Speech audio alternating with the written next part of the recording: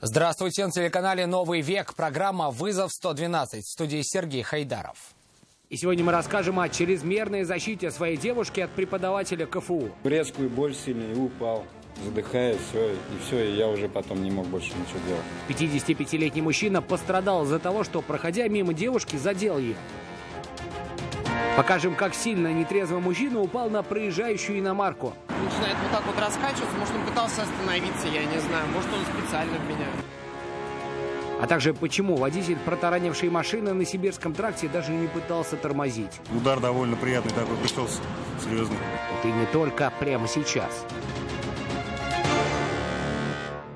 Избил 55-летнего преподавателя КФУ за то, что мужчина задел девушку обвиняемого. Когда они шли друг другу навстречу, уголовное дело о нанесении тяжкого вреда здоровью начали слушать сегодня в Ахитовском суде Казани.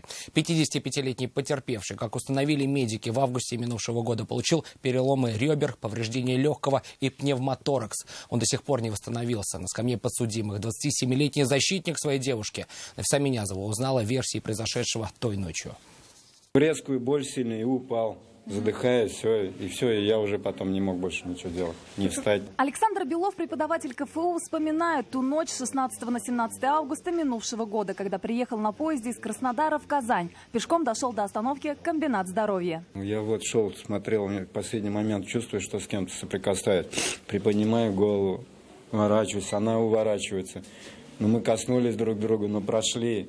И тут же увидел вот этого парня, Качкаева, и он нанес мне удар сразу. Как установили следователи, одним ударом левой руки нетрезвый мужчина повалил Александра на землю, затем начал кричать громко и не всегда цензурно. Уже потом нападавший говорил, что так защищал свою возлюбленную, которую толкнул преподаватель. Затем, как рассказал потерпевший, мужчина ему угрожал убийством, если тот не встанет на ноги, но сил не было. Затем девушка и подсудимый посадили потерпевшего на скамейку и ушли, но вновь вернулись.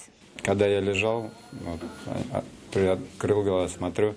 Она снимает меня, потом перевела камеру на вот эту Андреева, и он в это время начал говорить вежливо так: «Мужчина, вам плохо, да? Давайте скорую вам вызвать». От их помощи потерпевший отказался. Как гласит уголовное дело, он позвонил одному из своих студентов и попросил его забрать. Тот отвез преподавателя в травмпункт, где его осмотрели и отпустили домой, сказав, что переломов нет.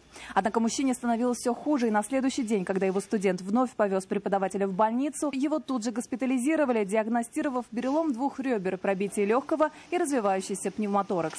Пока врачи боролись за здоровье Александра Белова, его представители написали заявление в полицию. Они уже зашевелились, узнали, что у меня появился адвокат, и вышли на адвоката, и уже предлагали деньги, от которых я отказался. Потому что, чтобы наказали? А, конечно. А вот вы представьте мне, я преподаватель, всю жизнь я верой и правдой служил, и по жизни честно стараюсь идти. Зачем мне нужны их деньги?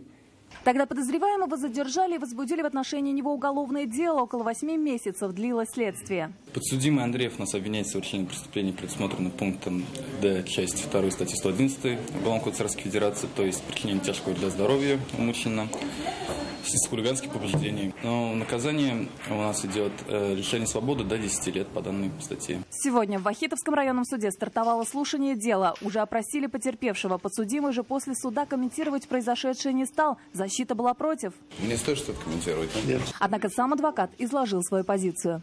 Если ты идешь с женой, например, ее намеренно бьют, а она сразу заявила, что намеренно ударили плечом, вы бы как среагировали? Какие тут хулиганские побуждения? То есть он защищал свою... Не защищал, будем говорить так. Конечно, это не защита, что ее же не ударили, так сказать, серьезно уже. Но, по крайней мере, ты что делаешь? Это любой человек так, наверное, поступил, я так думаю. На следующем заседании 18 июня суд планирует допросить свидетелей. Нафиса Минязова, Азат Самигуллин, вызов 112. 89-летнего мужчину, упавшего в погреб собственного дома, спасли сотрудники МЧС. Все произошло в Альметьевске. Спасатели получили сообщение, что пожилой человек в частном доме упал в погреб, получил травмы и не может самостоятельно выбраться. Сотрудники подняли пенсионера при помощи альпинистского снаряжения и перенесли до кареты скорой помощи. Нетрезвый пешеход упал на движущийся «Лексус» на проспекте Амирхана. По рассказам водителя, мужчина, находившийся в сильном алкогольном опьянении, вышел на оживленную проезжую часть с остановки. Сильно шатаясь, он едва держался на ногах и в конечном счете упал и задел головой переднее колесо едущей иномарки. Что было дальше, расскажет Лея Хайрудинова. Помимо медиков, на место происшествия приехал наряд патрульно-постовой службы. Возможно, их приезд связан с тем, что пешеход не хотел дожидаться на месте медиков и автоинспекторов. Он даже уговаривал водителя не вызывать сотрудников ГИБДД, предложив разойтись без взаимных претензий. Позднее пострадавший мужчина все же покинул место происшествия, но не на своих двоих, а в карете скорой помощи. Водитель рассказал, что мужчину он не сбивал. Нетрезвый пешеход сам упал под его машину. Я как бы вижу, что он выходит на дорогу, я начинаю притормаживать. Потом он начал, как пьяный, начинает вот так вот раскачиваться. Может, он пытался остановиться, я не знаю. Может, он специально в меня. Без понятия. Я резко торможу, и он как раз в этот момент падает. Переходить здесь дорогу запрещено. Следовательно, пешеход однозначно нарушил правила движения. Степень же вины водителя сотрудникам госавтоинспекции еще предстоит установить. Алия Хайрудинова, Айрат Назипов, Константин Бушуев, вызов 112. Kia Rio въехала в «Газель» на пересечении улицы Минской и проспекта Победы. От удара у «Газели» даже оторвался бензобак. Несмотря на серьезные повреждения автомобиля, никто из участников происшествия не пострадал. Водители легковушки уберегли подушки безопасности. Оба автомобилиста не спешили покидать место происшествия, ожидая приезда сотрудников госавтоинспекции. Учитывая, что столкновение произошло в вечерний час пик, на этом участке дороги образовался затор. Секундная невнимательность одного водителя стала причиной столкновения 4 автомобилей на Сибирском тракте. Авария произошла в тот момент, когда большинство водителей стояли на перекрестке в ожидании разрешающего сигнала светофора. Предполагаемый виновник признался, что даже не тормозил перед столкновением. Подробности у Рамиля Шайдуллина.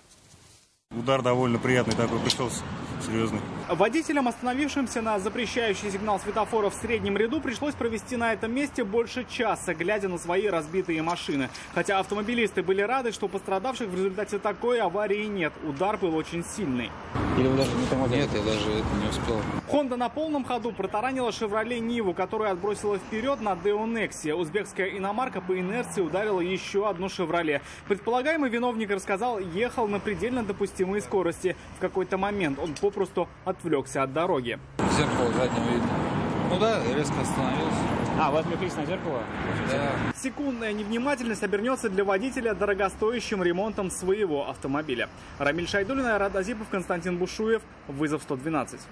Еще одна крупная авария произошла на Сибирском тракте часом позже. Volkswagen Polo не смог разъехаться с Opel Astra. Обе машины ехали в одном направлении, правда, совсем недолго. От столкновения Volkswagen вылетел с дороги, пробил ограждение и въехал в дерево. Водитель чудом не пострадал. Его версия в репортаже Айгуль Батрудиновой.